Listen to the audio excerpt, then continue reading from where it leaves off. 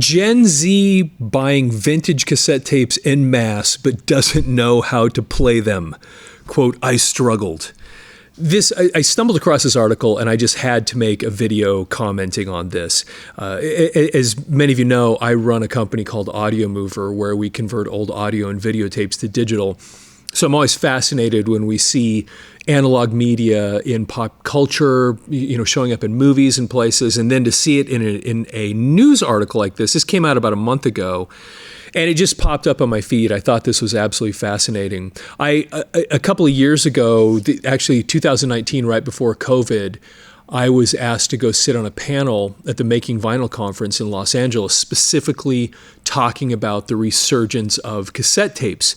So, and I wasn't convinced that there was going to be any sort of a resurgence at the time, and I shared that in this panel that I was on.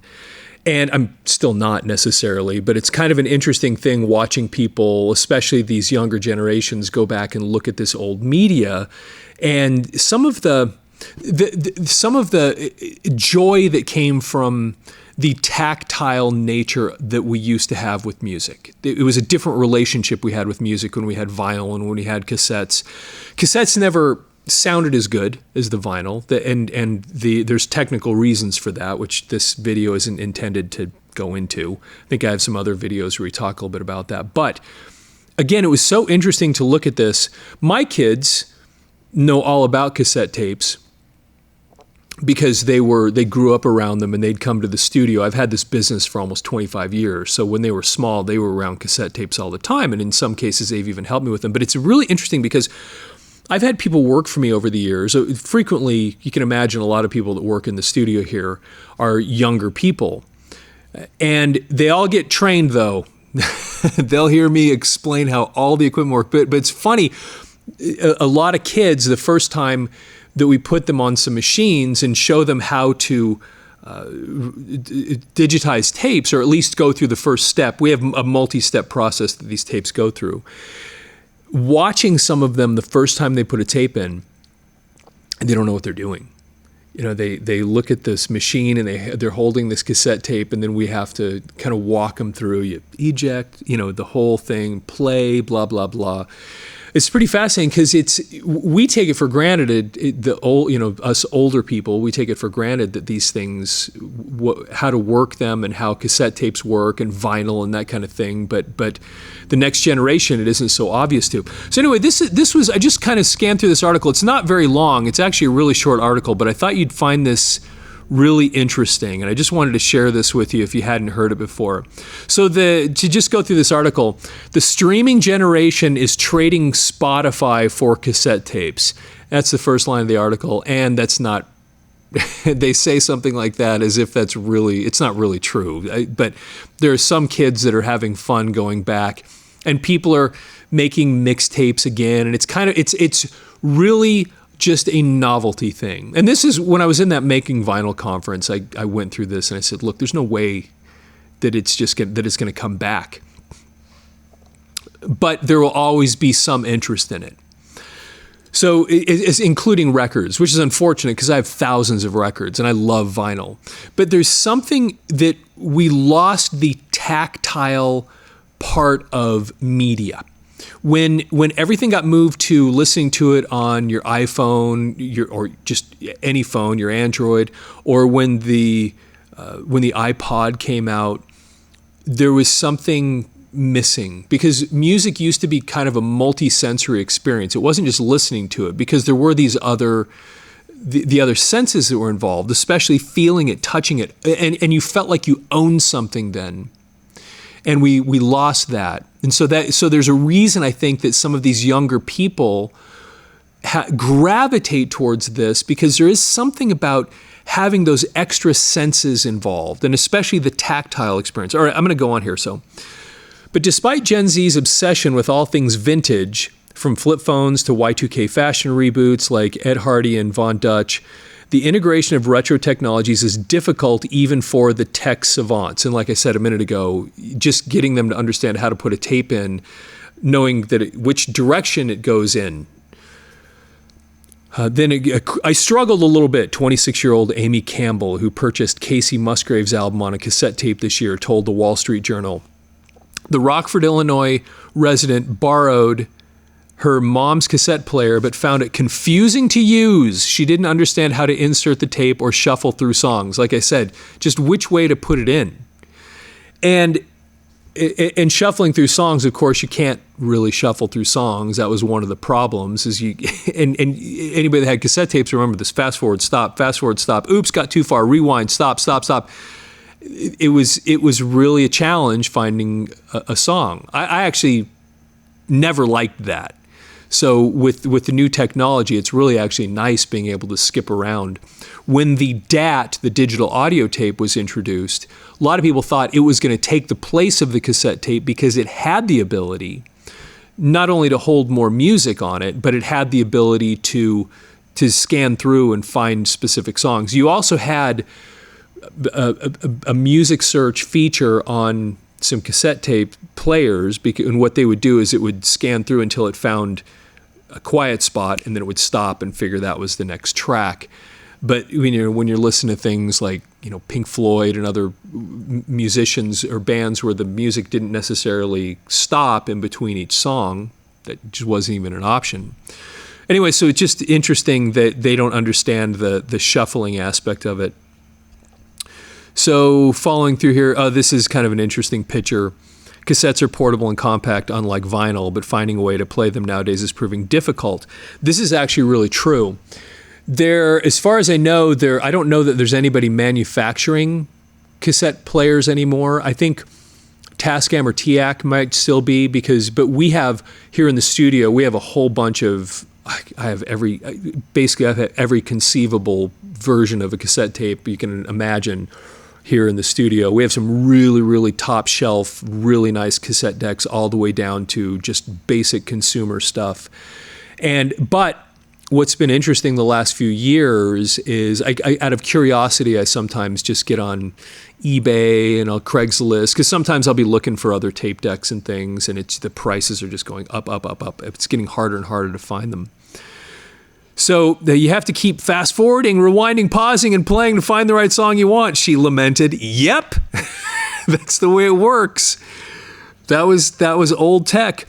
But not all Zoomers have the luxury of parents who kept their Walkmans. Molly Clark's 13-year-old daughter bought an Aurora cassette but couldn't play it, forcing Clark, 45, to buy a player on eBay, just like I said, and they're getting really, really expensive. It makes me smile whenever I see it because it just takes me back when I was a kid, Clark told the Journal. Right. Yeah, and there is a ton of nostalgia to cassette tapes for sure, and playing them. And again, I mean, I deal with these things, again, in our studio all the time. And so, it's always top of mind for me, and I kind of forget sometimes that there's people that don't have a cassette deck anymore. Because we have a lot of them in the studio. Anyway, so here's a picture of Julia Roberts listening to a Walkman way back when, which is kind of fun. And then here's a picture, and then it of a bunch of cassette tapes. And this is kind of interesting because it brings back the old mixtape idea. And that's, that really was a fun thing way back when, to be able to make a mixtape where you'd get your records out and your cassette tapes out, and then you'd make all your favorite heavy metal songs, all your favorite pop songs, all your whatever. You find some mood that you wanted, and you'd put all those songs together on one tape, and you'd make this mix, or you'd make it for other people. I had a lot of people that used to make mixtapes, and hey, you got to listen to these songs. And a lot of music that I ended up loving and actually going out and buying the records over the years was given to me on a mixtape. As a matter of fact, the best example for me personally, a friend of mine made a mixtape for me back when I was like 15, 14 years old, and it had the song Cities Burning on it by Heart. And I'm just flipping through listening to songs. I'd never heard the song. I didn't know anything about it, and it just blew my mind how great this song was. And what did I do? I went out and bought the record. And that kind of thing happened a lot more organically back when you could make mixtapes. I actually bought a lot of things that people would make a mixtape for me.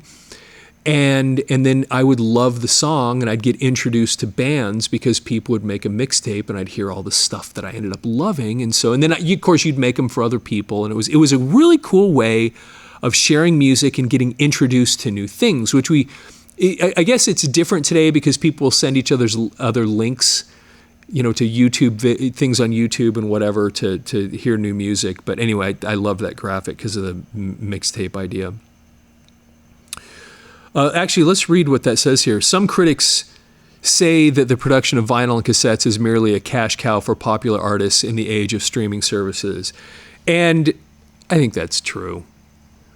There's no way the digital age has made it too convenient for us to ever go back, for vinyl to ever be as big as it was, which is sad, but I don't necessarily lament it. I mean, I have thousands of records, and I love collecting vinyl, and I go to record stores all the time just to buy records, and I find them interesting, but it doesn't necessarily mean, I actually like owning them more than I like listening to them.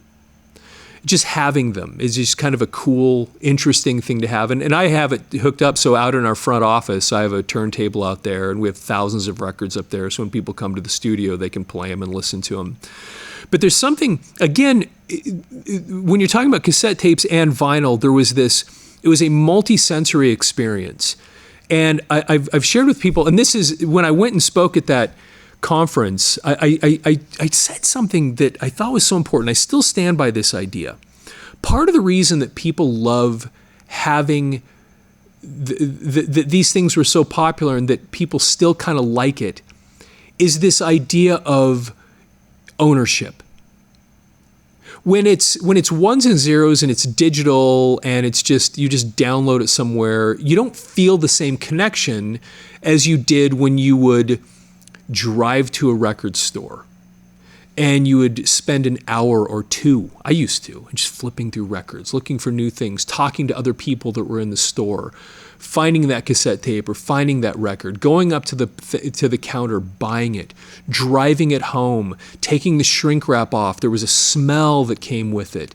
And then you would take the record out and you would feel it, and the paper and the different types of things. And sometimes the records were embossed, and then you'd put it on the turntable and you'd hit play, or you'd put it in the tape deck, which is what they're talking about here. And then you'd start listening to it, and then you'd take the liner notes out. And it was this multi-sensory experience. And there was a thing that we used to say when I was younger that I don't know that we hear this anymore. But I remember we'd always say this when I was a kid. You'd say things like, oh, that's my music.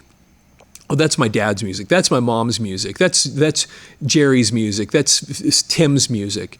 Because, you felt this connection to it.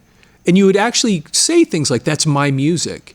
And it was partly because you invested in it. You bought it. You put money into this stuff, where you just don't do that anymore. And that multi-sensory experience and the tactile part of it, and having to go buy it and having to go make an effort to have that music was an important part of the whole experience. And so when I was at that Making Vinyl conference, I made this point. I don't think anybody paid attention to me.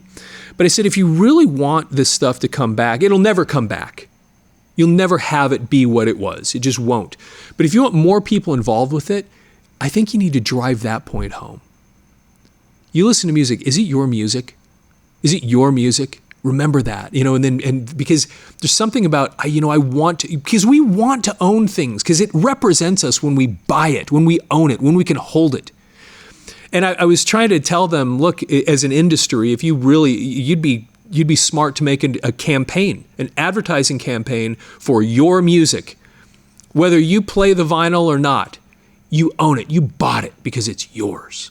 And that would, in my opinion, you'd actually resurrect that idea for people, because obviously there are people that want that experience. You've got kids today that gravitate towards it. I don't think just because it's retro.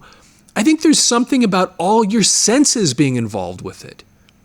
And then you feel more connected to it. Why did I love all the bands that I loved when I was a kid? I invested in them. I literally invested in them. They had my money. I gave them my money. I would go to a job, I'd work minimum wage, and I would take that money and I'd go to a record store and I would give that money to the artist, so to in a way. And it became mine then. And I had a connection to it that meant something more than just watching it on YouTube. And we've lost that, and I think people want that.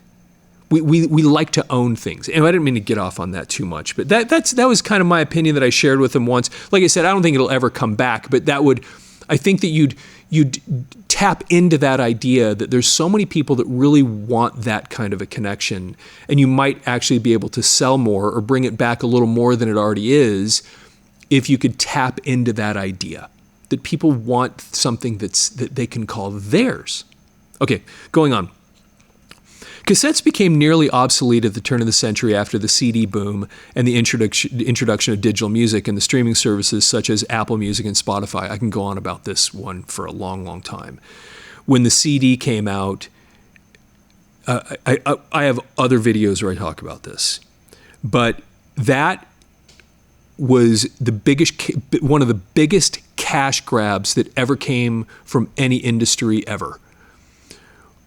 If you were a teenager back in the 80s, you remember this. I was one of the first people I knew that owned a CD player. I got one, and I started buying CDs. I remember I got the Dark Side of the Moon immediately, and it was just so amazing listening to this and not hearing the pops and crackles. I loved the sound of the CD because it was so clear.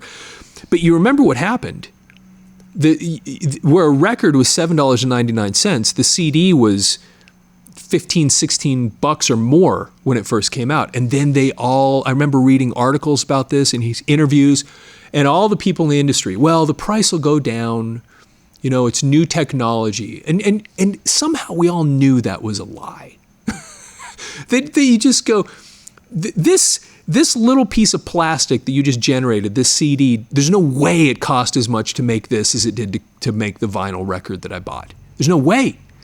And you're charging me twice as much. And I think in some ways they doomed themselves when they did that. By doubling the price, giving us digital, doubling the price, and it was just a matter of time that technology would catch up, and then the MP3 comes out, and then all of a sudden, gone. And then you watch that whole industry fall apart. And maybe it was inevitable, but there was definitely a over-the-top capitalistic greed part in there, where it was just too much. You're charging us double something that costs you probably 25% of what the other thing did, and that's just too much. And it'll fall apart eventually because of it. Anyway, I didn't mean to get off on that, but I can go on about this for a while. But the CD ultimately was going to doom them. But the new age technology hasn't deemed young audiophiles, sorry, I didn't read that right.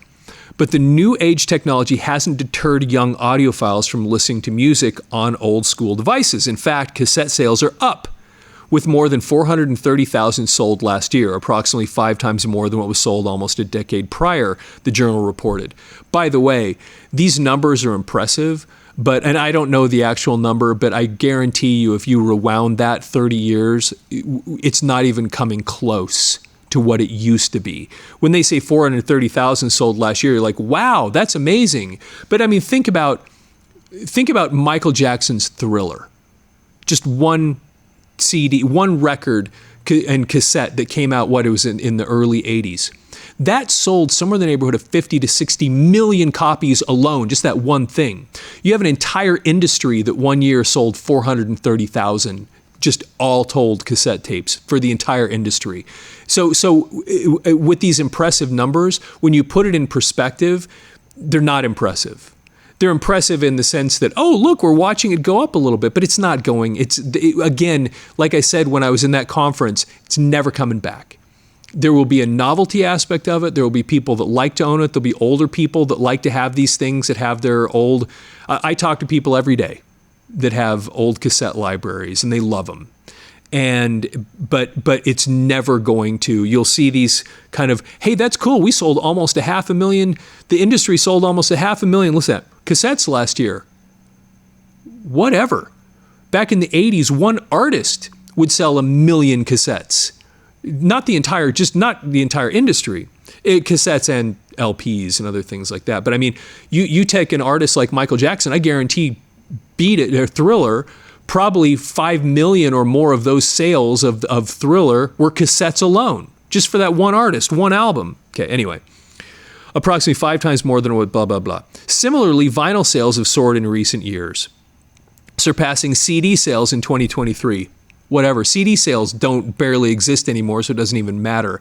Again, these numbers don't really count because they were at almost nothing, and to have anything looks impressive, but it's just not. In part thanks to fan bases of uber popular artists such as Taylor Swift. Because people like buying records. Why? In my opinion, part of it is just because they like the tactile experience. They want to own a piece. In the case of Taylor Swift, it's that connection. It's that extra little connection that they have, like buying a t-shirt. But you own the music. I bought the music. I paid for that music, and I can show somebody that. I got this big piece of art. And you can open it up and look inside all the stuff that comes with the vinyl. It's awesome. Okay. It's a cash cow now, Jen Long, a London-based music manager who previously ran a cassette label, told the Journal. It's another format to get you up in the charts and milk money from people. Yes, indeed. And then here's a picture from Guardians of the Galaxy, which then kind of resurrected the idea of a mixtape many years ago, which is kind of fun. There's a picture of Chris Pratt putting the headphones on. I can't remember what she was called. And then Stranger Things. They talk about that too.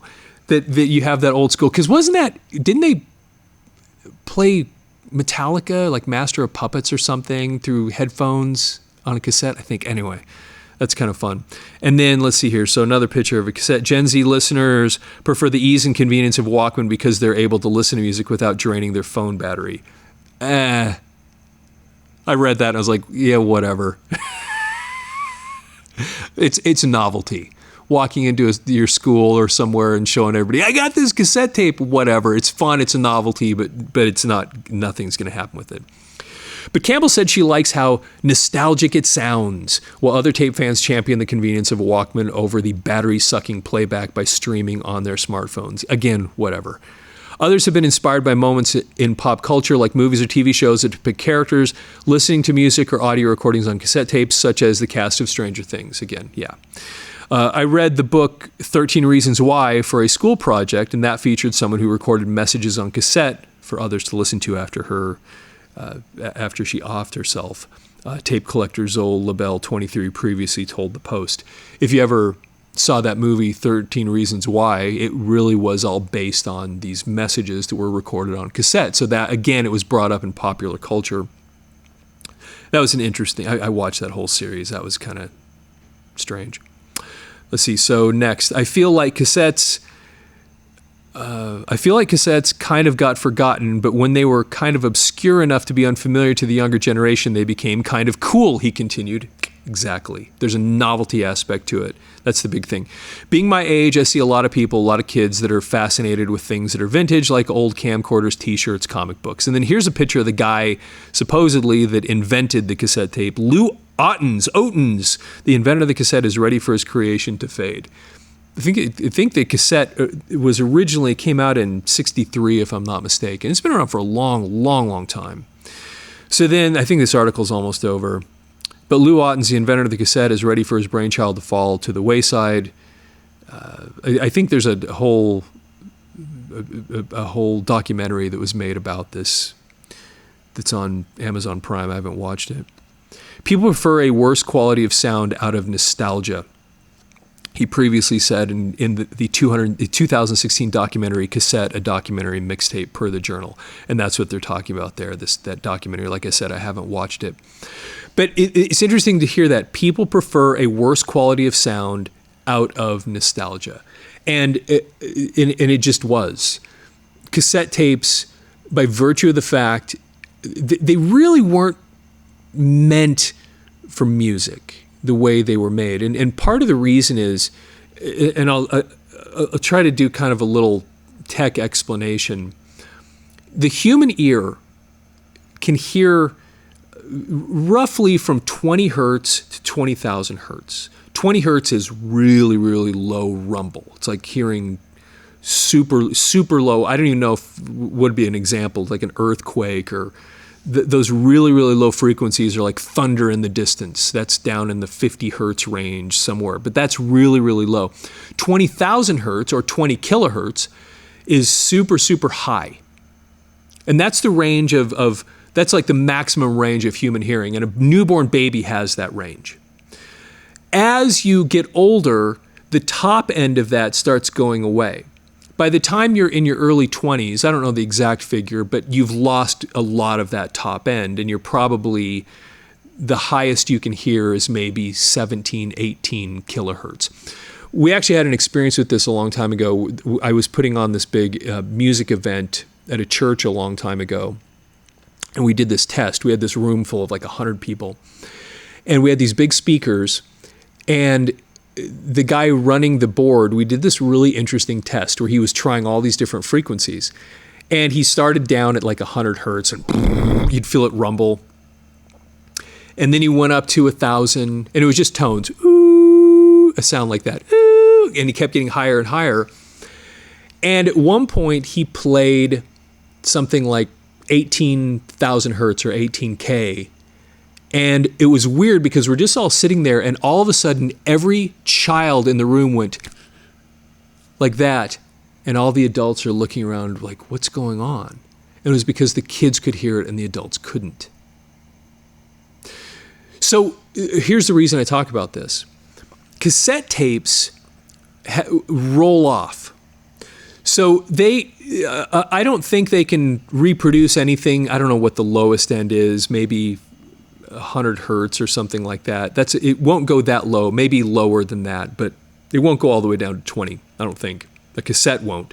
Other types of audio tape, I think, can reproduce that, but a cassette has a limited frequency range. That's my point here. And that's why he makes this comment. People prefer a worse quality of sound out of nostalgia. They like the nostalgic experience, and they will compromise on the less quality sound. So the audio cassette, I think the normal bias, which is just, I think it's iron oxide that it's made out of, the actual tape, which is a normal bias tape. I could get this, I might be wrong a little bit, but it's right around 13, 14,000 hertz, it starts rolling off. So those frequencies, it isn't able to reproduce them. And when you get up to 16, 17K, a normal cassette tape can't even reproduce that sound, where a record potentially could, a vinyl could, a quarter-inch reel possibly could, but a cassette tape, and that was it. It was never really meant to do that type of audio. And so it was great for human voice, for speaking, because the human voice has a very, very limited frequency range, and it could capture that really, really well. But for music, it really couldn't get to the outer extremes that you want for a really full music experience. Now, most people couldn't tell anyway because, as I said a minute ago, we lose our ability to hear the higher frequencies the older we get. But that is the trade-off now, that your cassette tape isn't able to reproduce some of those sounds. The way digital worked was it would basically sample sound. So sound, as you probably have heard, it's think of it as a wave like that. And for a digital reproduction of a sound wave, what it does is it samples it, and then it kind of fills in the gaps. That's a good way to explain it. And so your sampling rate has to be high enough so that the high frequencies where the wave is that fast, you're able to get enough samples so that the wave will actually be, this very, very fast wave will actually be smooth. And so if you figure it's going 20,000 hertz, you literally, to get 20K, you have to sample it at least double that. And a good way to think of it is to get a wave to sample the bottom and top of the wave. If you're going to have 20,000 hertz, you have to sample it at least 40,000 times to get at least the bottom and top of every wave. That's maybe an overly simplistic way of looking at it, but that's the point. So when you see a 44.1, like CDs were 44.1 on the sampling rate, which was double of 22.050. So they were thinking 22,000 hertz. If they want to be able to reproduce 22,000 hertz or 22K, to reproduce that, the sampling rate was going to have to be double that, at least double that. And so if they wanted to be able to reproduce things at 20K, the sampling rate would have to be at least 40K to double it. Again, it's overly simplifying it, but you'll get the idea. And so then the sampling rate that we know that became common was 44.1, and you'll see that often when you're looking at digital audio. That you'll see these sampling rates of 16-bit, 44.1. Anyway, that's what that's all about. It's a sampling rate to try to reproduce the higher frequencies. The lower frequencies are easier to reproduce because the wave is so long. You have so many samples along that you can get a pretty pure, smooth wave. The higher you get in the frequencies, the more jagged that wave's going to get because you don't have enough samples to make the wave pure or smooth, rounded. Anyway, and audio sound waves I know are kind of pressure waves. It's a little different, but that's the idea. That's kind of the concept. Anyway, it's kind of fun looking at this stuff, again, for me personally, because so much of my life, at least in our studio, it revolves around cassette tapes. And because we're digitizing them all day, every day. And so, and I deal with cassettes so often, it's interesting to see them in popular culture, and it's interesting to see young people get interested in it, simply because it's a novelty thing. But it's still kind of cool to see it popping up here and there. For me personally, and probably for a lot of people who watch videos like this, because there's some nostalgia, and we remember what it was like to go skiing and to have your Walkman and to have your mixtape that you made that you want to listen to when you're going down the hill, or the road trip you're going on, and you want to have 4 or 5 mixtapes that are going to get you from point A to point B to listen to that music as you're going, or you have some songs you want to record on a mixtape to give to this girl that you like, and it kind of shows her the music that you're interested in, or a friend of yours that you want to hear things that they haven't heard before, and you want to introduce them to some new stuff that they haven't heard. And then, all these different things. And for those of us that live through it, it's a fun thing to watch another generation at least gather some piece of understanding, to see it, to experience it, to have little bits of feeling what that was like, to have those things and to experience it. Anyway, that was it. I found this news article. I thought it was interesting enough. I wanted to share it and talk about it because this is in the world that I deal with on a regular basis, and I thought you might find that interesting. Anyway, of course, like the video, subscribe to the channel, leave any comments. I'm sure there's a lot of people we get a lot of comments about this stuff. If you've had nostalgic and you understand this stuff, I'd love to hear your comments about it. Anyway, with that, have yourself a fantastic day.